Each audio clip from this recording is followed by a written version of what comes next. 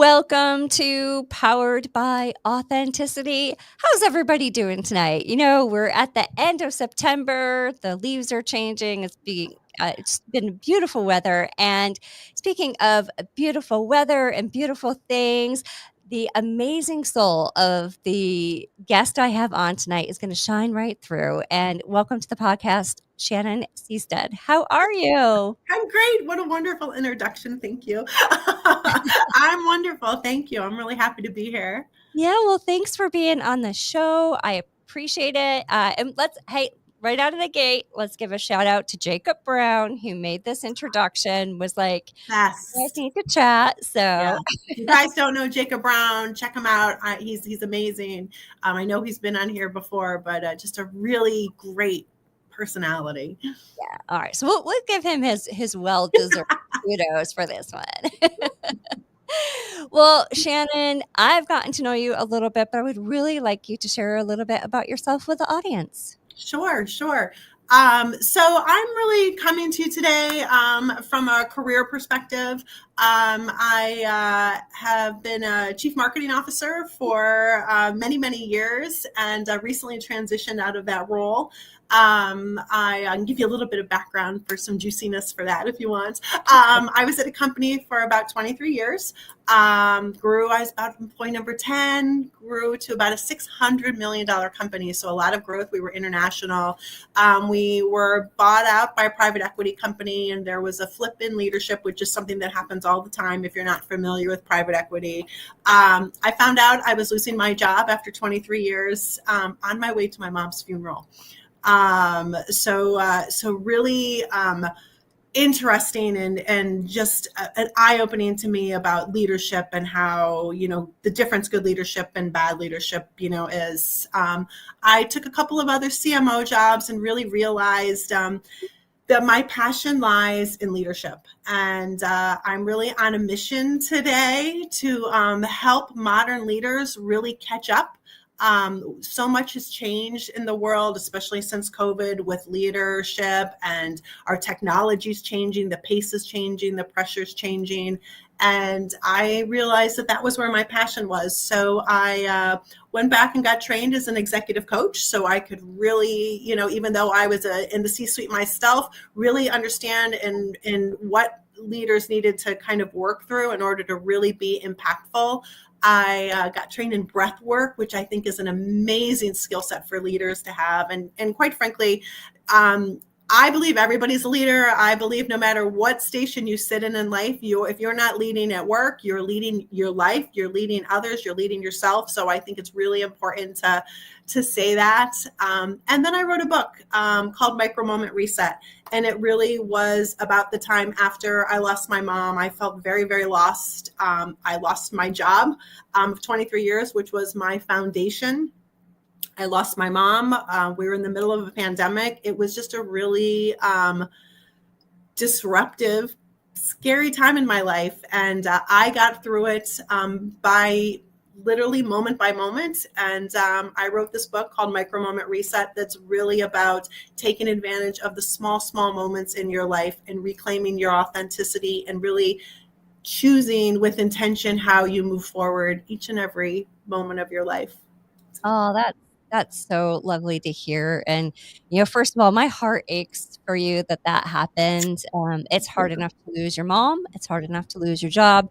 You stack those on top of each other, and that's a pretty rough space to settle in. So I'm so sorry that happened. Thank you. Yeah. Well, where do you live currently? Yeah, so I'm in northern New Jersey, but I am an upstate New York girl at heart. I grew up in upstate New York, right between Syracuse and Rochester, and have very fond memories of it. Come visit us. I know. I was jealous when I heard that's where you were from. That's awesome. But you've relocated to New Jersey? Yep, I'm in northern New Jersey. I'm about a half an hour outside of New York City. Awesome. Well, I'm a little jealous of that. So maybe we share stories. I don't Pros know. and cons, right? Yeah, why not? Well, I can't wait to dig into those moments that led to branching out on your own and talking about that. Um, you know, we'd like to do an icebreaker here at the show. We believe that food is one of the greatest connectors that we have in this world. So we typically talk a little bit about a food related icebreaker question. So I'm going to ask you too, because Okay. you're a upstate New York gal, so we're going to put a flavor on that. But salty or sweet when it comes to snacks? What's your choice? I would say 80% of the time I am sweet. I am a huge chocolate chip cookie fan. My stress relief is baking, and I am always on a quest to bake the perfect chocolate chip cookie. And I think I did that a couple of weeks ago. So, yeah, is it Arthur's Flour? They have a brown butter chocolate chip cookie. I think it's called Joy's chocolate chip cookie. I highly recommend it. Oh, all right. I've been dreaming about those cookies since I made them. Okay. Well, send me the recipe, I and will. I'm going to film making them because I just love cooking. Like baking is my thing. Cooking's my thing. So. Mine too. Hands down, my favorite stress reliever. All right, part two, and then we're going to flip it over to producer Ken over there. But favorite, how the chicken wing? Still a fan? Not a fan? Absolutely. First of all, I have two boys in their 20s. So chicken wings are always on the table wherever we go. Can we get chicken wings? And I have worked myself up to medium hot buffalo sauce. Extra blue cheese all the time. Oh yeah, absolutely. So is that like your go-to sauce? Is the absolutely perfect? Yeah. They will experiment. My sons will experiment a little more than I will. I'm a traditionalist without question. Yeah, I'm with you. All right, producer Ken. I think I know the answer to this, but I'm going to ask anyways. Sweet or salty? Salty all the way. Got to have, pretzels, popcorn, always the favorite. Mm-hmm. Yep, I agree. And we know what your favorite wing flavor is. There is only one flavor, and that is hot. He stands pretty solid on that. Pretty firm about that. I'm working my way up to hot. There we go. You get there. Everybody gets there eventually. I believe so, because I started out with mild, and like I say, I'm pretty close to hot. So. Heck yeah. Well, I am a salty fan, and I have to say this. I have made chicken wing popcorn in the past, which can blend the flavors together very nicely, and it's delicious. So. Now, that is a recipe I would like, because that sounds like a nice, like a good healthy-ish snack. Healthy-ish, yeah. We'll go with that. Better than chicken wings. Well, that's true. That's true. But thank you for indulging us. We just love to get to know our guests a little bit on a personal level. All right. So you've transitioned from being a chief marketing officer into branching out on your own. Tell me about the work that you're focused on right now and doing every day. Yeah. Oh, wow. That's such a great question, because every day, starting something from scratch is so incredibly hard. And I have been really lucky to just talk to a lot of people recently where they just keep saying, Shannon, take a breath and calm down. This is not something that's going to happen overnight. Yeah. But that is a hard lesson to learn, right? When I'm so passionate about the message that I want to get out there, and I just, want to dig in so deep. But right now it's really about trying to build an audience and get my social media up and running. I've got a couple of keynote speeches that I have in place, but really refining my message and making sure that what I'm most passionate about resonates and that there's a place for it.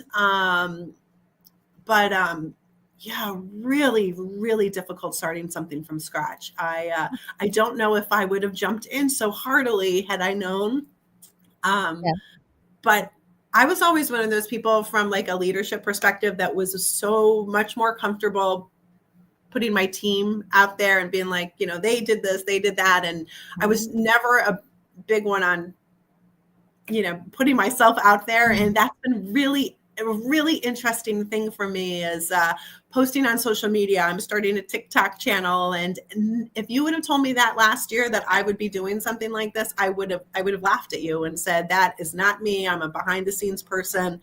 But I think having such a big shift in what I'm so passionate about has also gotten me out of my comfort zone. Mhm. And I'm really enjoying the creator process way more than I thought I would. So it's been really fun. I would encourage anybody who has something that they really want to say to just say it.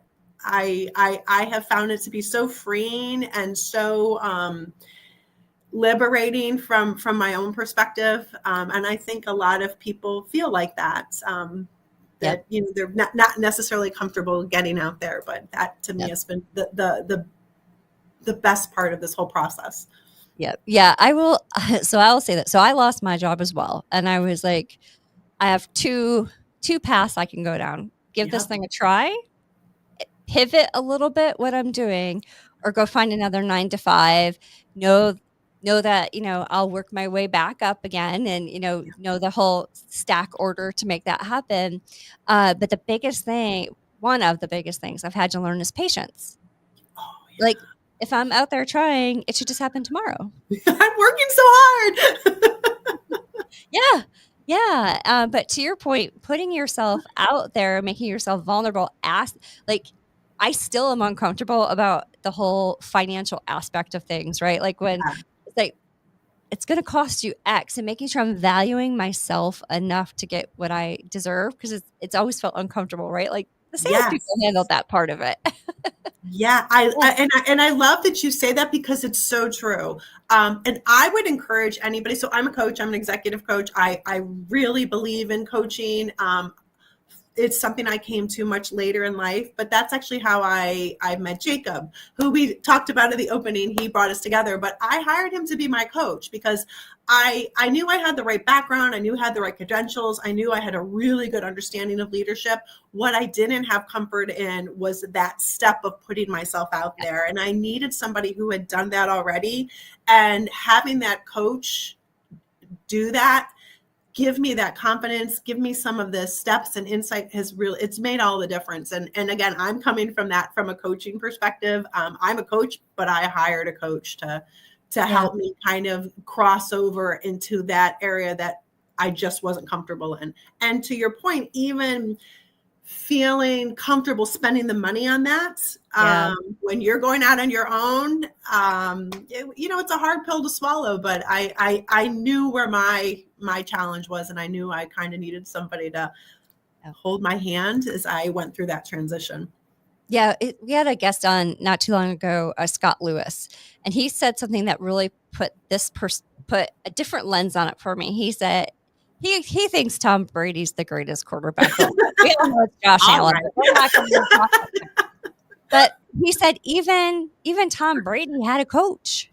Like, the best of the best still had somebody to help guide him. And I think, people like yourself out there coaching, there are people who just need the support, and to have somebody that can pick up the phone and make a phone call to and say, "Hey, can you Yeah. help me through this?" Or when you've got that next level in your mindset, having somebody who can help guide you to maybe steps that you wouldn't even think of. And Right.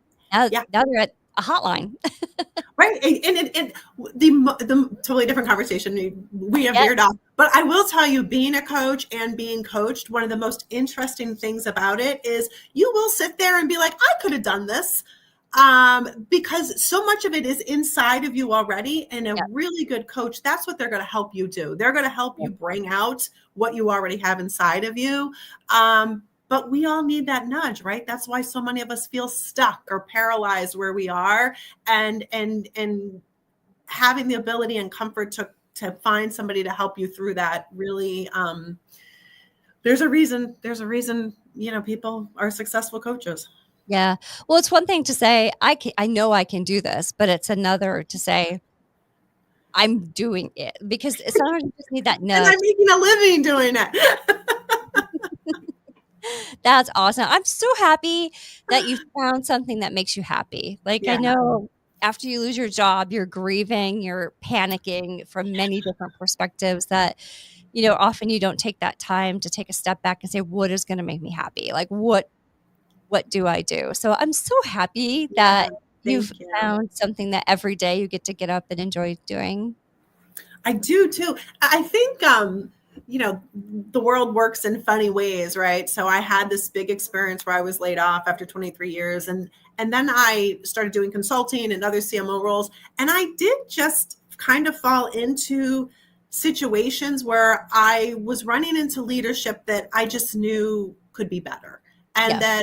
that I saw leadership that was just stretched and pulled thin and not being able to, get themselves out of the Yeah. situations that they were in. And Yep. and I do think that was also just a driving force behind it. And just seeing so many people under leadership struggle because leadership wasn't in the right place. Yeah. So it was really an interesting journey, but almost inevitable with all the steps that happened to me even after I was laid off. Yeah. Oh, awesome. So around this time, you also wrote your book. I did. So Micro Moment Resets. Yep. Tell us about the book. Yeah. Tell me about the book. Yeah. So Micro Moment Reset is really about small moments in the day. So if you think about the smallest moments of time, whenever you feel some sort of physical reaction or something that just triggers you, I always say that is a message from your body to giving you the opportunity to stop, acknowledge the moment that you're in, breathe in and out, and then choose. So I was going through just so much, and I just felt overwhelmed. And because it was after the pandemic, the whole world had just kind of shifted and changed. Yeah. And I got just really interested in why everybody was so overwhelmed, why everybody was so overwhelmed and stressed and unhappy. And the book really lays out a lot of the statistics and thoughts about the state of the world and why it's so noisy. We're making 35,000 decisions a day. We're opening 120 emails. We have 120 emails a day. We're interrupted every 6 to 11 minutes. Like, there's just all of this stuff that's coming at us that's really just taking us away from what we're focusing on. And that was fascinating to me. And it kind of helped me realize, on top of just the stress that we're under, there's so many external things coming at us that we should really have tools in place to really learn how to navigate that and manage that. And that was when I took up breath work, and it all just kind of came together for me. And I really realized that so many of us were running on autopilot because of all this noise, because of the stress at work, because of the stress of the pandemic. We were just going through the motions and being very reactionary versus being responsive. And that was across the board, like not only from a work perspective, but from a personal perspective. So many people I was talking to just kind of felt lost and that they didn't know what they were doing and why. And to me, it all just came back to having personal authority of how you're moving through life and how you're choosing to navigate all of the moments that come from you. So this tool, to me, again, so easy and nothing new.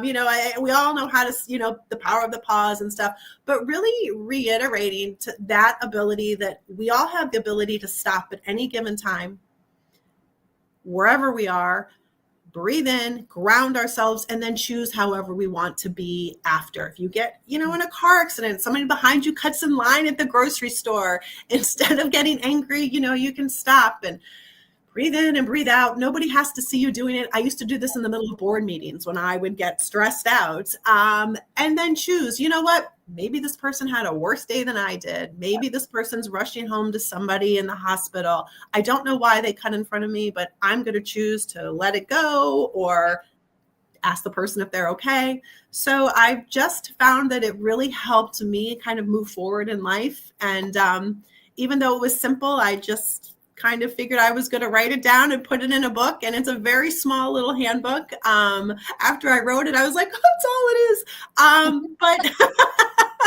But I just found it to be useful. So, so that's the story behind it.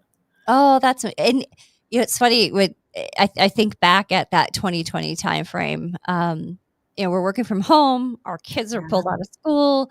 You're trying to make sure they're set, they're fed, they're whatever. Plus, I was in healthcare supporting hospitals during COVID, and Wow. there were days where, you just my husband finally bring me water and food because Yeah, I can't imagine, genuinely. yeah. So it's so but I know you mentioned that was a smaller in size, but sometimes those small, easy reminders are more impactful than a very long book, right? Yeah. Like it's pick it up, be able to comprehend it, understand it, implement it very quickly, right? Like you can take that and Yeah. implement it tomorrow because you can understand, the concepts easily. So, hats off to you for taking that and, putting it into a book. Thank you. It was interesting. And like I say, nothing I ever set out to do. But here it is. How did you find the whole process of getting published? I found Oh, it so I interesting. self-published, Oh, okay. which I so recommend to everybody. Yeah. Really, it was a really interesting process. I didn't just do it on my own. I did work with a group of people that were self-publishing. I learned so much, and it was Mhm. such an amazing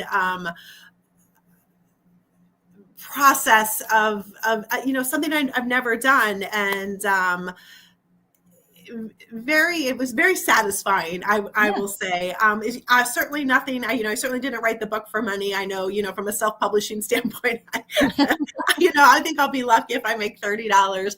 But having a message that you want to put out there and share, and feeling like you've got the ability to do that, I just think it's just a really unique opportunity that we have, right now in the world today. But yeah, really, really interesting process. My goal is absolutely to go get published now that Yeah. I've gone through this process in a different format. But Yeah. I self-published and That's great. really, really loved the journey. A lot of Yeah. self-discipline was required, but I really learned a lot about myself along the way.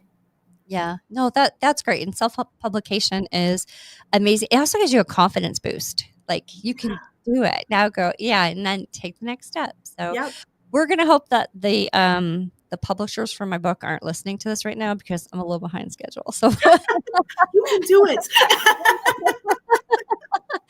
you're inspiring me to sit tomorrow and just write like you really are. It takes a lot of discipline, and just some days you Yeah. sit down and you're like, I don't know what I want to try to say here, or I thought I Yeah. wrote this and I really liked it, and I went back and I read it and I'm like, this is not what I wanted to say. And Yep. it's really an exercise of, it's just really, it's a challenging process, but so rewarding when you finish it. So you can do it. I am sending all the So good vibes your way. well, we won't talk about the phone call I had 2 weeks ago with them. They're very lovely, lovely people. I'm sure. No, and the other thing you could do is you could take that book with you to your keynote events and have it as a takeaway. And I think that's Absolutely. amazing because you're leaving them not only being inspired from your messaging, but then they have something tangible to go back and reference on a day-to-day basis. Yep, absolutely. And that was a big part of the reason that I self-published it, kind of knowing that what I really wanted to talk about was maintaining that authority from a leadership perspective. And you cannot be a good leader if you yourself are all over the place and scattered and are not grounded and actually having the ability to make good decisions and listen and have presence wherever you are. So I knew when I was writing it, that element would come into it, but I did try to really keep it more from a global audience perspective, because I just felt like those of us just need day-to-day reminders. Yeah. Well, something you said when we got started that everybody's a leader. And, I think that's so true. And again, having that reference material to remind themselves that, take a breath because it doesn't matter where you are in the organization or life. You're leading something, just getting up in the day and leading your life. You may need Yep. to pause. So I think that's a great reminder. So we'll put the link. Are you on Amazon or Yeah, I'm website? on Amazon. All right, we're going to put the link in the show notes. Awesome. All right. So when we were met for the first time, I actually jotted down something that you said, and you said there is life after wherever you are. Wow. And that just struck a chord with me. I reflected on that a couple of times after we chatted, and as I was preparing for tonight. What does that mean to you when you say that? How does that resonate? Like, where does that come from? Yeah. I mean, I think, going back to being laid off, finding out, I was on 23 years, that was my life. I mean, those are my people. And finding out on my way to, my mom's, services, that I was being laid off, and, such a devastating, like, I just felt like my whole life had been pulled out from me. And I'm sure we've all experienced things like that, where, you're just at this, precipice in life, and it changes, and you're standing there going, I don't know what I'm supposed to do. And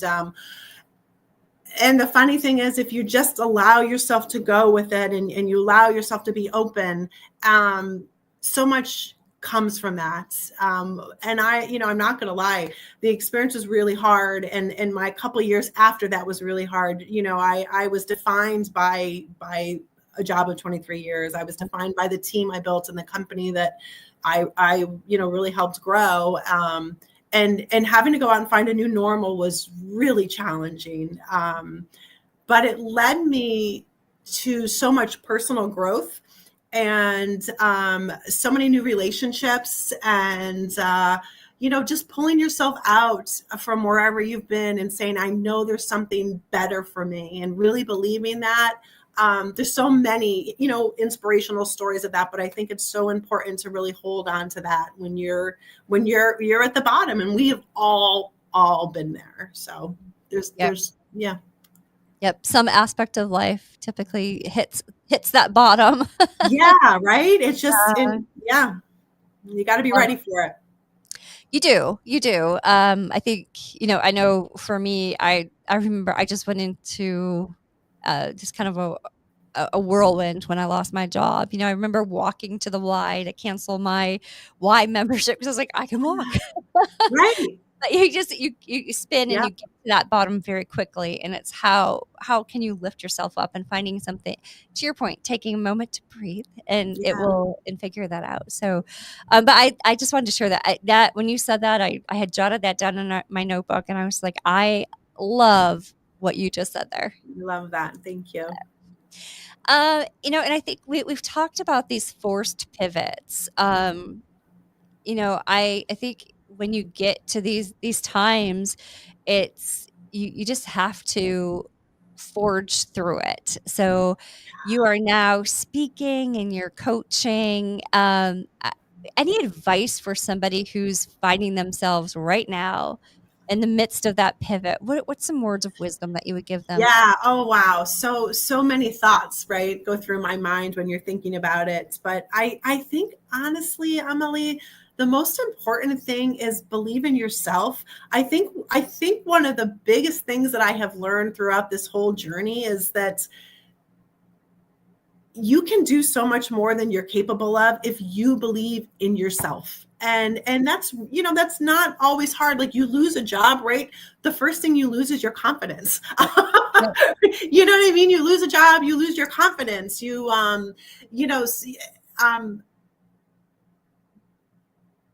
But you've gotten yourself so far, and you have to just go back and think about all the days in your life that you've gone through and all the challenges that you've gone through. And I think it's really important to be able to take an assessment of that and be like, I've got this, I can do this. And I also think it's really important, if you've got the ability to stop and say, okay, that something has ended. Why did it end? What is it about where I am today and who I am today that I can change, that I can maybe follow a dream that I've wanted to follow for a long time, but I've put off because I was in a safe place, I was in a comfortable place, or I was in a place I needed to be. I'm such a big believer in, you just have one life, and try to live it as bigly and as boldly. I love bigly and as boldly as you can. But I really do believe that. And I really do believe it really starts with believing in yourself, which is so funny. And I'll go back to my book, but that is part of it, right? Stopping and breathing and choosing and saying, okay, I choose me, and this is what I'm going to do. And it's going to be hard. And we all know that, if it's not hard, it's not worth doing. Well, there's something to that. There Yeah. really is something to be said for that. I have two boys, 23 and 25, and they've been such amazing cheerleaders for me. And I will literally text them and be like, okay, mom can do hard things. I know mom can do hard things, but it's also been wonderful kind of showing them that I can do hard things and that I can start over. And I just love having them as cheerleaders. But also I'm trying to lead by example. And I keep saying that. I'm like, I'm trying to lead by example. If I can do this, you guys can do anything. If I can step out of my comfort zone and do this, so can you guys. Yep. And that seems to be the reminder that I keep going back to. Oh, I love that. That's amazing. Yeah, it's funny. I think people, you first of all, you gotta learn patience. Patience. It all comes down to patience.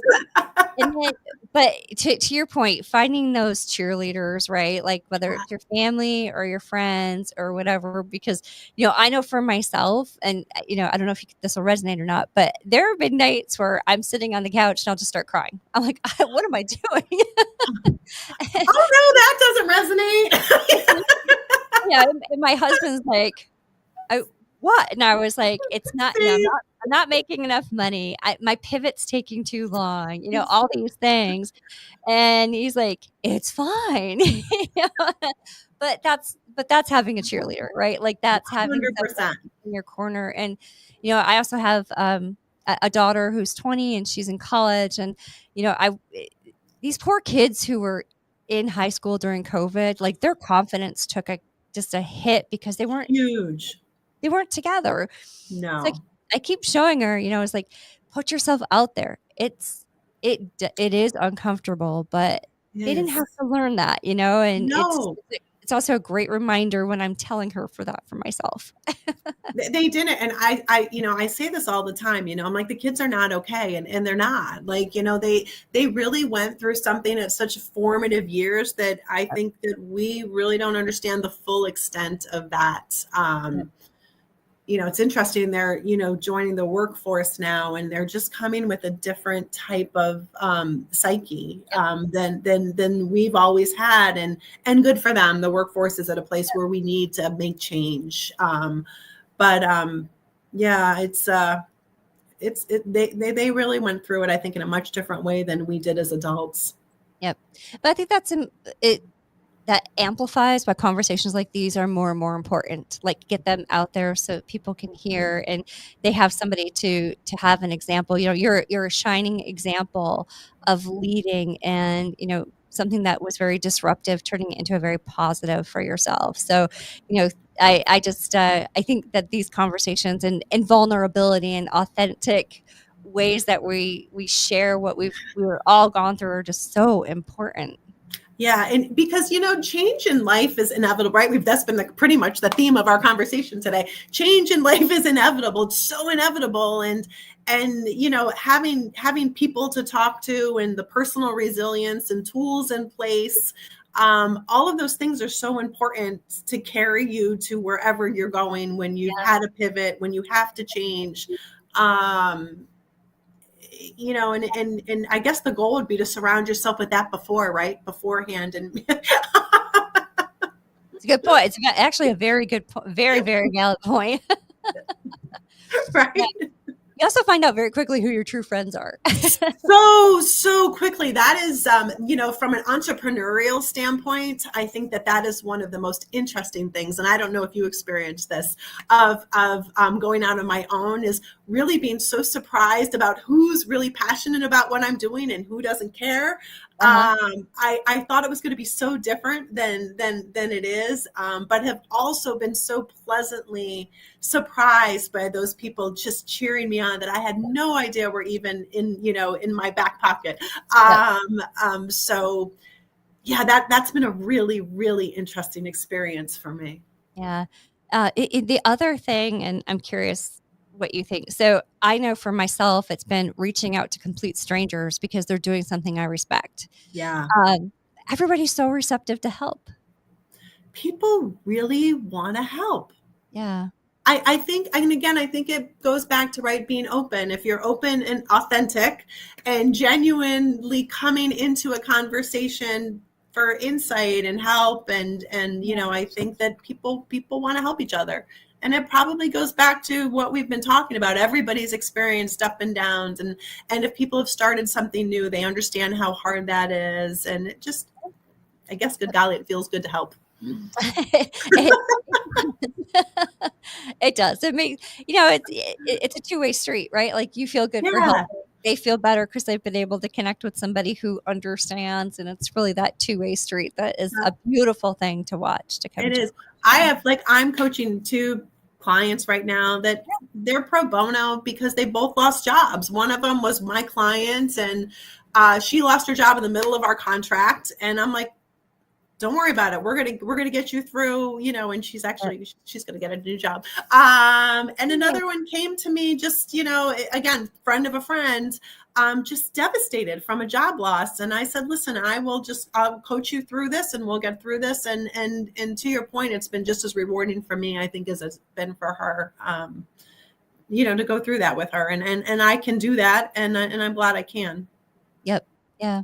Well, and the other thing is, I mean, they become a reference for you as well, you Yeah, know, and true. that helps you grow Yeah, and expand. absolutely.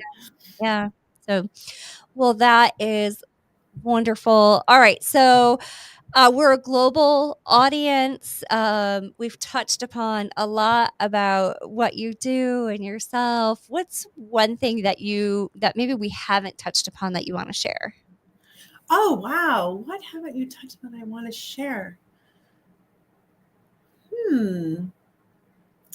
That's so interesting. I think from my perspective,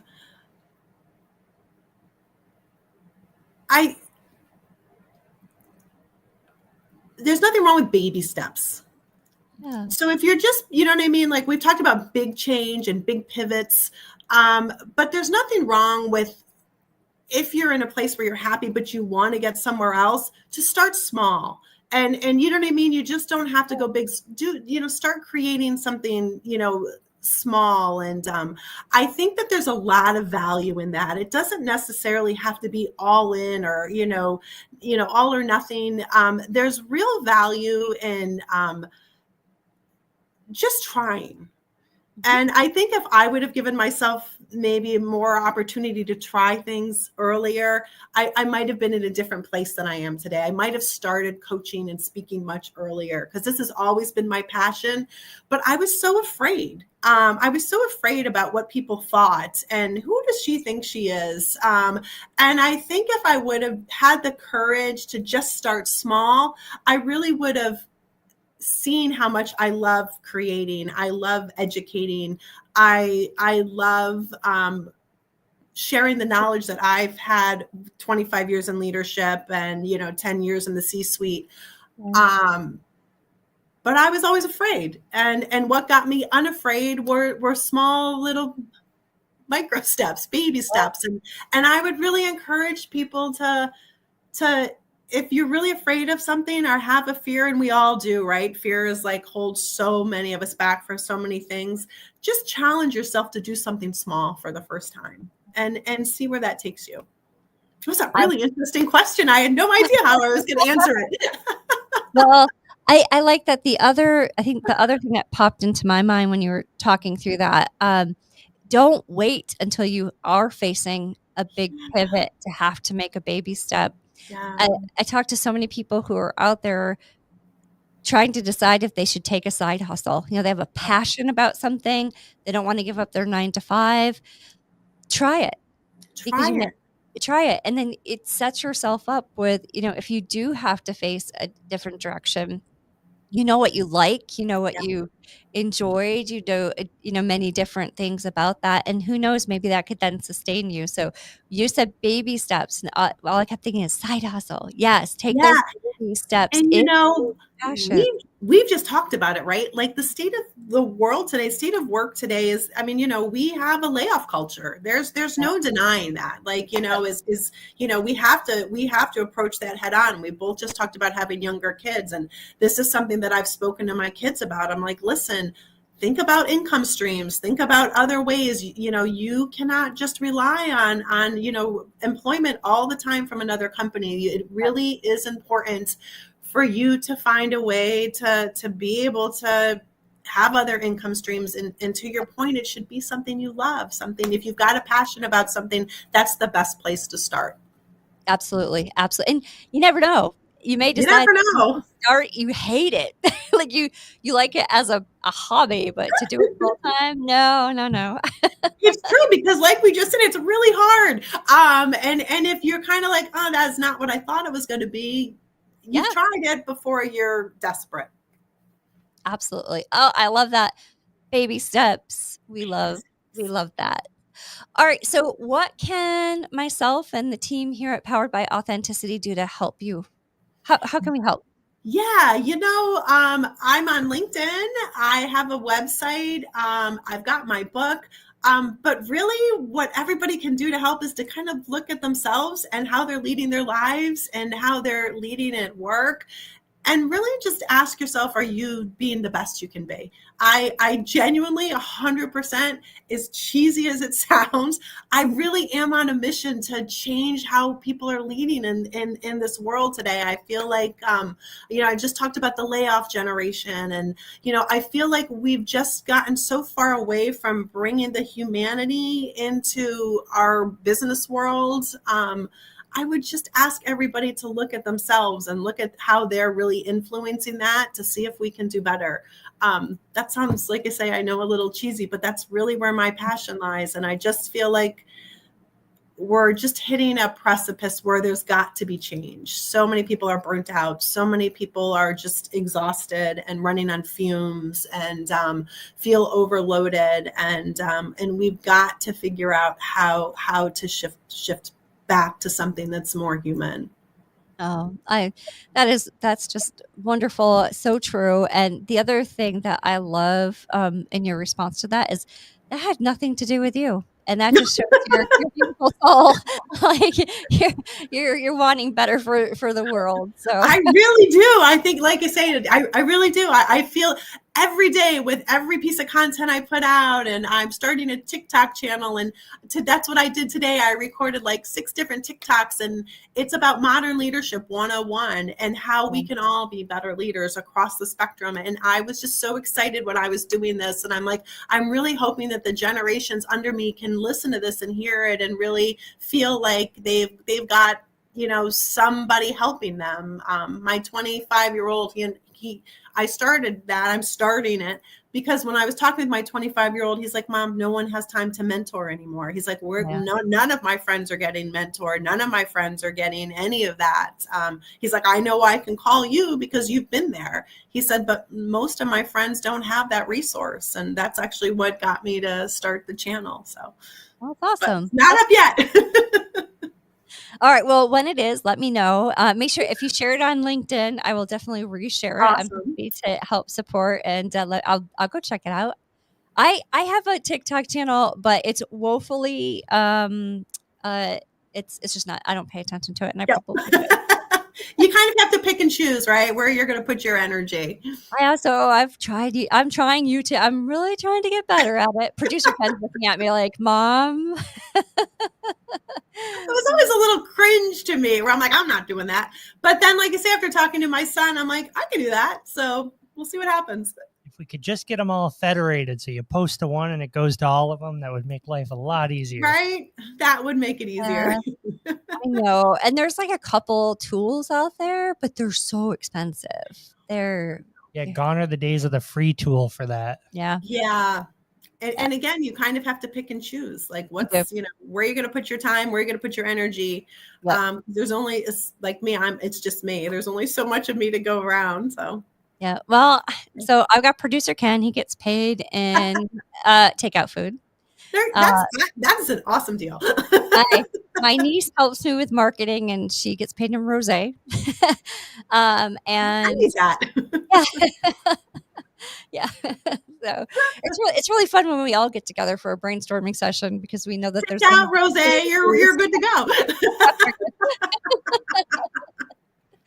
Oh goodness. Well, Shannon, Thank you for being here tonight. I've had a lot of fun on this episode. So thank you so much for being here. Yeah, I loved being here. I loved our conversation. Thank you so much for having me. I've really enjoyed it. Yeah, I'm so happy it worked out and we could get you on. And like I said, I've really enjoyed. Keep doing what you're doing. Keep Thank spreading you. your message. I see you on LinkedIn like every day. You're doing the I'm things. trying. And keep being, I saw a post the other day. I was like, gosh, I'm so like, I was like, that took some bravery. Like, I can't remember the exact post, but I was like, that's an authentic post. And I love those. It Thank draws you. me in. So keep doing the things. Yep, I've made up my mind. It's authentic or it's not happening. There you go. There you go. Very true. Yeah. Well, thank you again for being here. Hey, producer Ken, thanks for being here. You got it. I appreciate it. We'll be off to get some takeout pretty soon. We also want to thank our sponsor here at Go Art. So Go Art, Shannon, is a community center here in Batavia, New York. And through the use of a grant, we can come in and use their podcast room. So we're very grateful for their support. And speaking of support, we really appreciate our subscribers and our listeners. Without you, the platform can't stay. So we really appreciate you. If you've been a longtime listener, thank you. If you're new here, welcome. And Shannon, I hope you'll come back. I would love to come back. Thank you so much. I would love to. All right, awesome. We'll get that scheduled. And thank you so much. I hope you have a great rest of your night and a great weekend. Thank you. All right, see you later.